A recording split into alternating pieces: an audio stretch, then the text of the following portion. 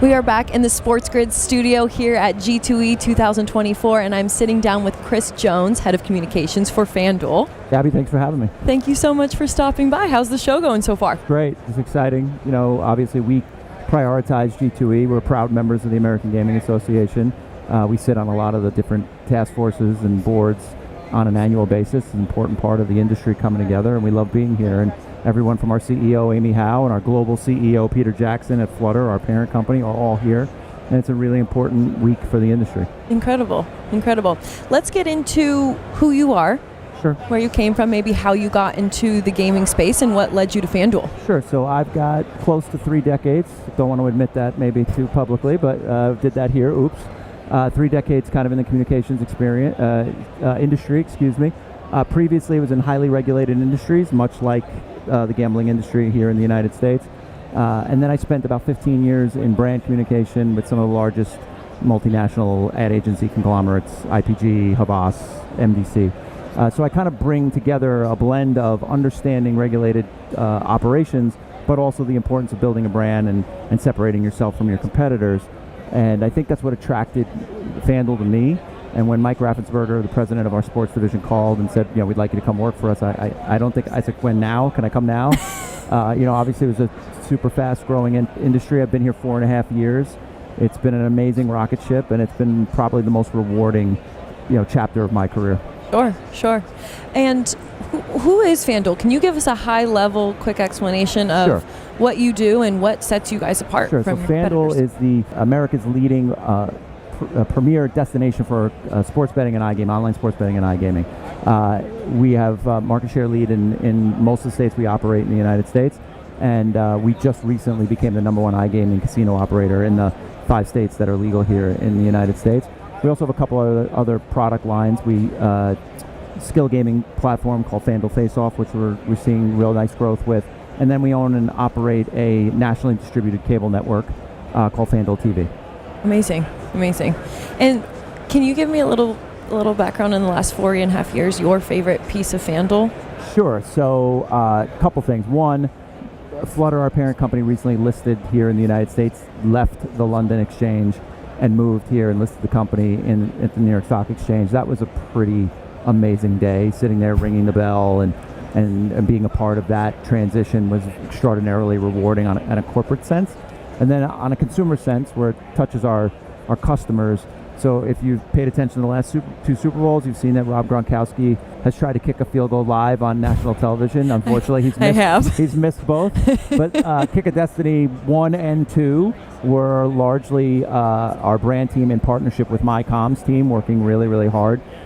Folks like Alex Pitticelli on my squad, who really worked extraordinarily hard to make that a buzzy event.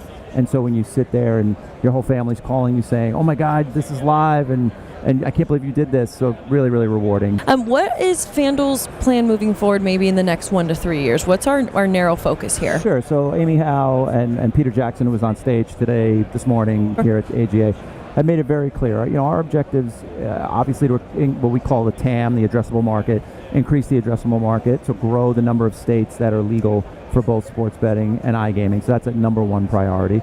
The second thing is we want to lengthen our lead as America's #1 sportsbook, and the way you do that is continuing to reinvest in your product. And so we've kind of showed on stage here at the AGA something we're referring to as Your Way. So it's the ability for customers to kind of, they're just like simply moving their fingers, shaping their bets, not in the fixed way that currently are offered, meaning the odds on, you know, Patrick Mahomes to throw for 250 yards or 300 yards or 350 yards are all somewhat fixed. We're going to be able in the near future to give customers the ability to say, I think he's going to throw for 253 yards. Oh. And it'll immediately adjust the odds in real time. We believe it's going to be kind of a game-changing, next-level paradigm shift. Consumer scalable? Yeah. Sure.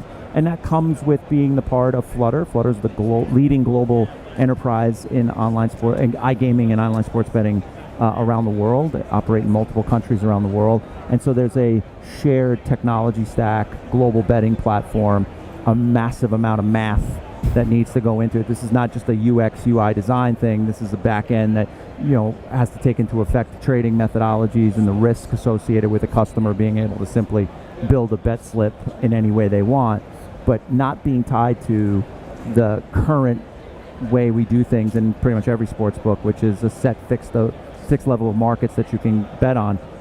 I don't want to say infinite, but you can almost create an infinite number of combinations with this new product we demoed here today, and we hope to have, it's in beta, and we're hoping to have into the market sometime in the near future. Sure. Incredible. Innovative. Yeah, certainly. I mean, that's the nature of this conference, right? This industry is so innovative. I didn't work in gaming prior to coming to FanDuel, but it definitely is get your blood flowing. That it's competitive, but it's innovative, and people here want to push the envelope of what can be possibly accomplished. And I think that's one of the most fun things of coming to work every day is working with those kind of people. Absolutely. I mean, the gaming industry is incredibly fast-paced. And speaking of fast-paced, can we touch on or maybe give some stats of how quickly the sports betting industry is progressing and moving in the amount of bettors and consumers that are out there? Sure. So obviously 2018 was a seminal moment, repeal of PASPA by the U.S. Supreme Court. New Jersey won that case, and we were there as quickly as we could be. And we have seen just a steady, I don't like to use the word explosion, but a steady rise in the number of states that have legalized sports betting and opened it up to a generation of consumers who otherwise would not have been able to sports bet. We are seeing some really healthy trends in our business, so I'll give you a couple of stats. On Super Bowl Sunday this year, we took approximately 50,000 bets per minute at peak of the game, which is probably more than the number of orders Amazon took in the same period of time. Sure. And we thought that would be a high watermark for us, annual high watermark, except for the fact that week one of this year's NFL season, we saw some similar style numbers. So the appetite from consumers continues to grow. I think it's driven by a general interest and enjoyment in our product. We want people to enjoy our product responsibly, of course. It raises the engagement level in a game. If you're watching a game, tonight's NHL Open drop the puck night, right? If you've got Connor McDavid and, 1 goal and 6 shots, and it's 10 o'clock at night on the East Coast, you're going to stay up and watch that game, right? And so it's that level of interest and engagement that we're seeing that is helping drive the business. Sure. And my last question. Fire away. Can we touch on the female engagement in the sports betting arena? Because I feel it's growing day over day. It is, certainly. Right now, sports betting is predominantly driven by men on the platform, but we are seeing an increased level of interest, and we're working to drive that interest with women. And the reason why, as our CEO Amy eloquently says, is that sports betting right now might be 80-20 men, but sports fandom is 50-50. And so that creates an enormous opportunity to acquire more customers to the platform who happen to be women. And so you need to build the product in ways that will attract them and with things that interest them. So player narrative betting has become a massive trend. There's more interest in Travis Kelce bets maybe than Kansas City Chiefs bets specifically, and obviously Taylor Swift drives a lot of that, and certainly last night we saw that again. But working with partners to drive those narratives. So we're an official partner of the WNBA, we're an official partner of the WTA, and we were first to the scene with Caitlin Clark and become a partner with the Indiana Fever. And that's with real strategy and reason, because we feel like where you are and where the brand shows up can drive interest and hopefully welcome a whole new group of customers into the tent. Creating the opportunities for people to engage with your product and not necessarily be intimidated by it is job number one for all genders, but certainly something we're focused on with women. Fantastic. Thank you. And while I have you, is there anything else you'd like to add? I mean, just that we're proud to be here. SportsGrid's a partner. We love our partnership with the network, and thank you for having me. Awesome. Thank you so much. Pleasure. Chris Jones, Head of Communications for FanDuel.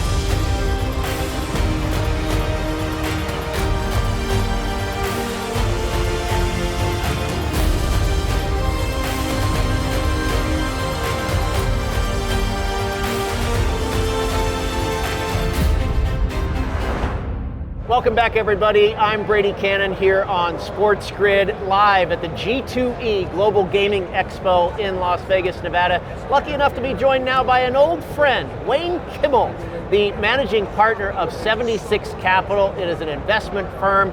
Wayne, great to have you on the program today, and welcome back to Las Vegas. Thanks, Brady. It's great to be here. Great to be on a show with you. This is special, being on SportsGrid, so much fun. Yeah, my new home here at SportsGrid. You and I knew each other many years ago when you were one of the original investors at my old employer, VSiN. And now VSiN still running strong here in Las Vegas. Brent Musburger, Brian Musburger, Bill Lady, the whole crew. And I guess you're going to be speaking with those guys. Of course they're here. Everybody's here at G2E. You're going to run into those guys, I guess, on your show tomorrow. Absolutely, and it's always great to be here. I mean, look, it's so incredible. I mean, the whole industry's here. And what's really incredible is, you've seen this, firsthand. This was the biggest gaming show in the world. You had to be here if you're in that industry.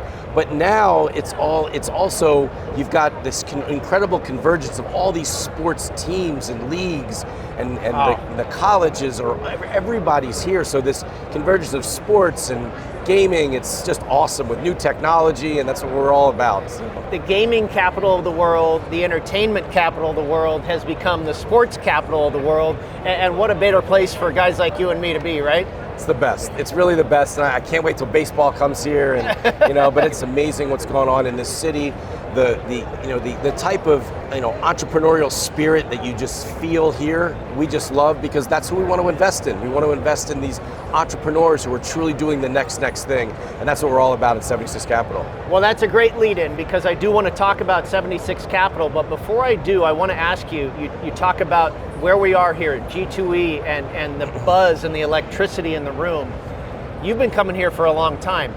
Have you ever seen more presence in the sports betting space of gaming? It's been amazing to see how much the sports betting side of things has really started to come to this world, right? I mean, as you know, in the past, sports betting and the sports books were kind of in the back.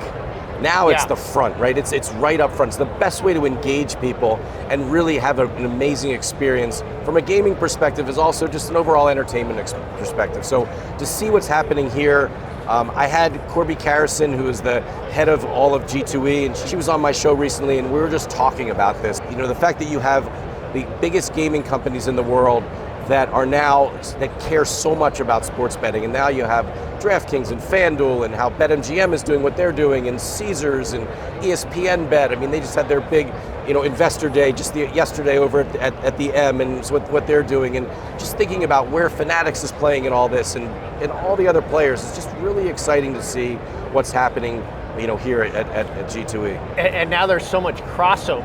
You talk about FanDuel and DraftKings and all these online gaming entities that maybe their initial product was sports, and now they're offering slots, and so here we are. This world is converging by the second. But let's talk about 76 Capital, sure. An investment firm, obviously, and educate me or correct me if I'm wrong, but my understanding is, Wayne, that you primarily dive into investments with companies that are sports-based, not necessarily gaming, but involving sports and sports betting. Yeah, I mean, we're all about, the convergence of the sports world, the technology world, gaming, and how it all comes together. And it's all across what we like to talk about is the asset class of sports. And the asset class of sports is a $3 trillion industry. Wow. Right? It's really amazing, and it's so awesome to see all the incredible media companies like SportsGrid and others that have really kind of grown up now across this industry. It's amazing to see the entrepreneurial companies that we invest in at 76 Capital, whether it's a data company, a tech company, an analytics company, a media company. A lot of people don't really know that much about the betting side, truly. Right. But now it's happening, and what's been amazing over the last 6 years is to see over 38 states now legalize sports betting. It's been amazing. It's been so fast, this growth, and just to see how much money is being bet. This year, over $150 billion will be bet just on sports betting. So all of a sudden, this thing that used to be in the back of the house, it's pretty important to move up front. And that's what we've seen in the world's largest sports book in the world's here, right? At Circa with Derek Stevens, what he's done. Amazing kind of things, how he's kind of put himself and put sports in the front and everything else is the way to come in and engage with all of his products. What else is there beyond that for you? Do you have some specific goals that you're out here for this week? Yeah, it's really important for us because a number of our companies, we have some of our companies that are based here in Las Vegas, so to go and see them, be with their teams, that's really an important part of it. But then also it is the networking part of it. It is critically important for us to make sure that we go out and we sit down with all the different operators. We spend time with all the different suppliers that are across this industry. We get to know the regulators themselves as well. And then also, again, we want to meet the entrepreneurs that are truly doing the next thing. What are they thinking about? Is it AI? How is AI being used across this industry? That's something that's really, really big that we do here at 76 Capital. I want to ask you one final question before I let you go. I've talked to so many different people today about so many different lines of work that they have in this industry. A guy that builds games for slot machines, a sports bettor, a guy that created a sports betting exchange. You're obviously an investor. And I assume at the core, at the end of the day, we're probably all sports fans as well. What do you enjoy the most about your little, spot in this grand circle of things? What is it about 76 Capital that you have so much passion and love for? Yeah, well, the greatest thing is actually to back an entrepreneur who has an incredible idea and help them make their dream come true. Very cool. That's what it's all about. It's about finding someone who's trying to build something that most people are telling them, and they're scratching their head like, I don't really understand what you're trying to do. This is unbelievable. But that entrepreneur sees something around the corner and they're saying, wait, I'm going to go and make something. I'm going to create something that's going to start to change the world, change the gaming industry. And we love to get behind those entrepreneurs, help them, build with them, partner with them, and really be their great supporter to hopefully be that next incredible company that comes out of the whole sports and gaming industry. And that's what it's all about. And that is truly rewarding, isn't it? Very Absolutely. Good. Wayne Kimmel, everybody, the managing partner of 76 Capital. He is out there looking for you, the next entrepreneur.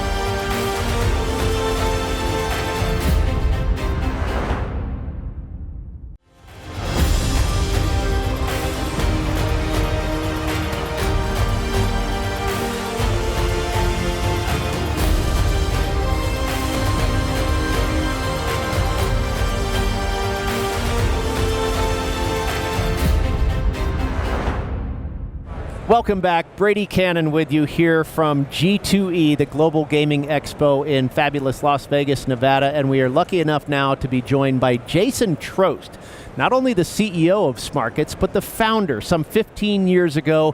Smarkets is the company. Jason is the man. Thank you so much for joining us here today at G2E. You enjoying your week so far? I'm loving the sun. I live in London, so I look up that yellow star in the sky and think of how lucky I am to be in the sun. To each his own. The grass is always greener. Absolutely. We digress. Let's move on to your company and talk about Smarkets. I mentioned you founded it 15 years ago.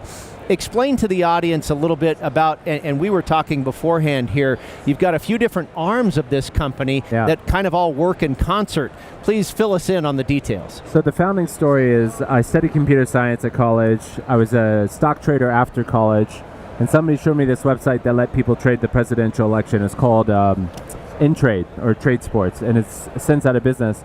But I thought it was such a cool concept that you could buy and sell presidential election contracts. But even though I was a professional trader and had a degree in computer science, I thought I couldn't understand the interface, and I thought there's got to be a better way to do this. I had a buddy from undergrad living in London at the time. He said they do this for sports. You can buy and sell sports, but the bid offer on sports is insane. The transaction fee was insane. When I was trading stocks in the early 2000s, like a penny here, a penny there, that was the whole ball game. And then I found out that people pay 10% to place a sports bet, and I almost fell out of my chair. I went from thinking pennies matter when trading stocks, and this is 24 years ago now, to people pay 10% every time they place a sports bet, and I thought that's mad. So that's why I got into this industry. I like the idea of trading markets that are not sports. I'm really into politics. And the business model of sports betting is like, this is crazy. This is crazy. How can people do this? So that's why I founded the company.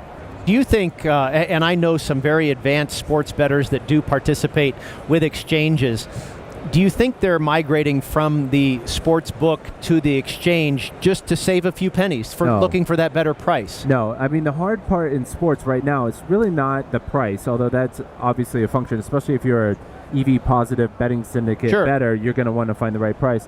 What's really hard is to get filled. Okay. So like getting order flow on the operator side, it's really difficult. I mean, that's the game, is like, how do you get more people to send their orders through your property or your site? And then if you're a betting syndicate, your hardest problem is like, where can I get my bet down? Right. Because everybody wants to shut your bet off. Yeah. So it's really not, it's less about the price, even though that's important. It's more about where can I get my fills. So it's, as a former stock trader, it's like sports betting to me is like in the Stone Age. Right. You know, this is what stock trading was like in the 50s, 60s, 70s. If you ever see that movie Trading Places, you know, when they're like buying orange futures, you know, I think of the stock exchange, the pits in Chicago where people have pieces of paper, they're yelling at each other. It's very manual. Sports betting is a lot like that world today. And I think at some point it's going to get electronic, and a lot of the craziness around sports betting will mature. And how far away, I mean, are we 50, 20, 10 years away from that type of thing? If I'm successful, or a few years. Few weeks. If I'm not successful 10 years, I don't know. It's a very slow-moving industry. The regulation. It's so old school, right? Old school. Yeah. The regulations. I mean, the regulation. As much as I believe that there should be regulation and good regulation, right? It gets in the way so often from running a sports book, and so that slows innovation down a lot, unfortunately. So what about your experience so far at G2E? What are you here doing? Are you trying to drum up new business, trying to speak with existing clients? What is your mission here this week in Las Vegas? Vitamin D. Okay, yeah, right. You already talked about the sunshine. To be honest, it's a networking thing. So even though it's principally a casino conference, a huge part of the sports betting world is here. And so I see old friends, new friends, hear what's going on, exchange ideas. So it's basically a networking exercise, and I come almost every year for that reason, and it's great to keep in touch with everybody. I was just going to say, how many years have you been coming? 6, something like that. That's great. Yeah. That's great. Jason Trost, the CEO and founder of Smarkets. Where can they find you? Is it smarkets.com or? Smarkets.com. We also have betsbk.com, or you can find me on Twitter at Jason Trost. All right, you hear that on Twitter at Jason Trost. I'm going to follow him as soon as we finish up. Thank you, my friend. Cheers, thanks.